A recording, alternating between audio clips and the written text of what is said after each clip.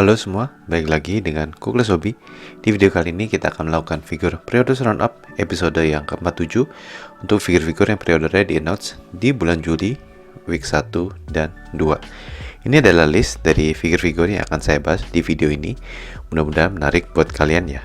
Dan seperti biasa, untuk figur-figur yang saya nggak bahas tapi mungkin menarik buat kalian, saya akan taruh figur-figur tersebut di akhir video. Jadi tonton videonya sampai habis ya. Mari kita lihat figur pertama yang akan saya bahas.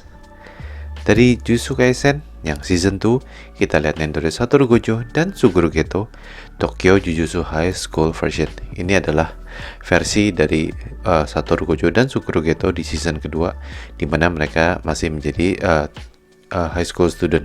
Di sini menurut saya cukup berbeda dari versi kedua Nendoroid dari kedua karakter yang kita dapat sekarang ya. Jadi cukup menarik. Jadi jika kalian sudah punya karakter dua Nendoroid dari karakter ini dan kalian pengen beli yang ini, I think masih quite worth it karena menurut saya berbeda untuk parts-partsnya juga dan looknya juga berbeda. Jadi menurut saya cukup oke untuk dikoleksi juga yang kedua versi ini ya. Lalu masih Satoru Gojo dan Suguru Geto. Kali ini kita lihat ada Tenitol. Tenitol ini adalah line figure dari Furyo ya. Saya nggak gitu sering feature di figur-figur roundup. Mungkin bisa dibilang mereka versi sedikit lebih atas dibanding Power Parade ya. Karena memang secara harga dan secara ukuran memang lebih besar sedikit untuk Tenitol ini dibanding Power Parade. Di sini sculpting menurut saya cukup oke ya. Nggak sampai bagus banget gimana. Menurut saya cukup oke untuk sculpting, pose juga cukup oke. Overall I think this is interesting. Jika kalian mau coba beli figur untuk Tenitol, mungkin si Suguru Geto dan Satoru Gojo ini cukup menarik ya buat saya.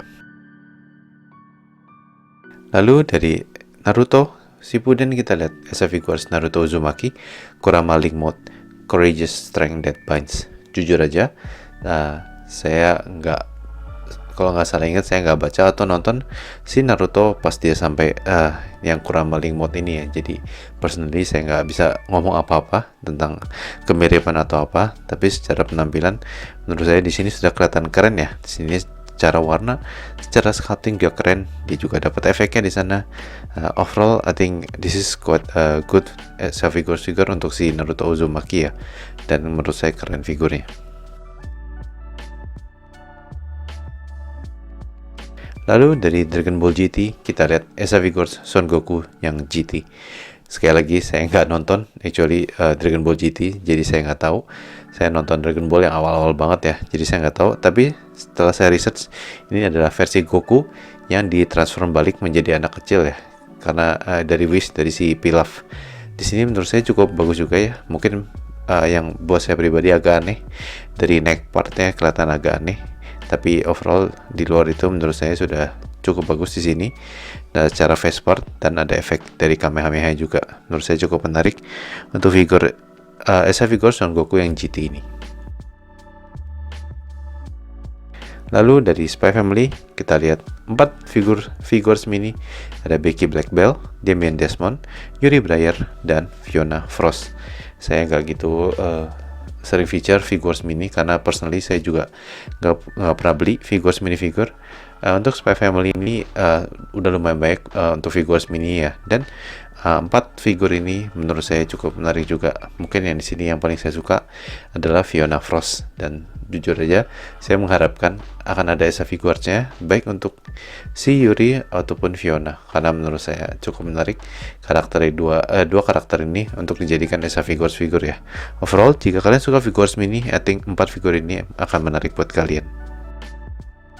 Dan terakhir dari Demon Slayer kita lihat RFXJ Muichiro Tokito 1/8 scale, dan Muichiro Tokito ini of course sangat besar perannya di Swordsmith Village Arc yang baru saja selesai ya. Di sini Muichiro Tokito-nya kelihatan bagus. Untuk RFXJ Demon Slayer saya ada beberapa, jadi dari yang saya punya dan saya lihat di sini secara penampilan sudah kelihatannya bagus ya. Mungkin bisa dibilang yang agak basic di sini adalah base-nya, tapi untuk posenya, untuk dari sculptingnya dan untuk nichirin blade-nya di sini sudah kelihatan bagus untuk si RFXJ Muichiro Tokito ini, dan menurut saya ini figur yang menarik buat dikoleksi ya. Oke, sampai sini aja untuk figur periodic roundup kali ini. Gimana menurut kalian untuk figur-figur yang saya feature di video ini? Mudah-mudahan menarik buat kalian ya. Dan seperti biasa, untuk figur-figur yang saya nggak bahas tapi mungkin bisa menarik buat kalian, saya akan feature habis ini. Jadi nonton videonya sampai habis ya. Sedikit info, mungkin video ini juga akan telat di uploadnya karena seperti saya bilang saya lagi liburan di luar negeri, tapi saya akan balik segera. Jadi next video should be unboxing dan review. Saya sudah kasih lihat dari figur host Ami saya apa aja figurnya. Nanti saya akan pilih untuk my next unboxing dan review ya. Ditunggu untuk videonya. Seperti biasa, jika kalian mau support saya, please consider to like and share the video, enable notification, dan jangan lupa untuk subscribe to the channel. Thank you for watching. I will see you in the next video. Bye bye.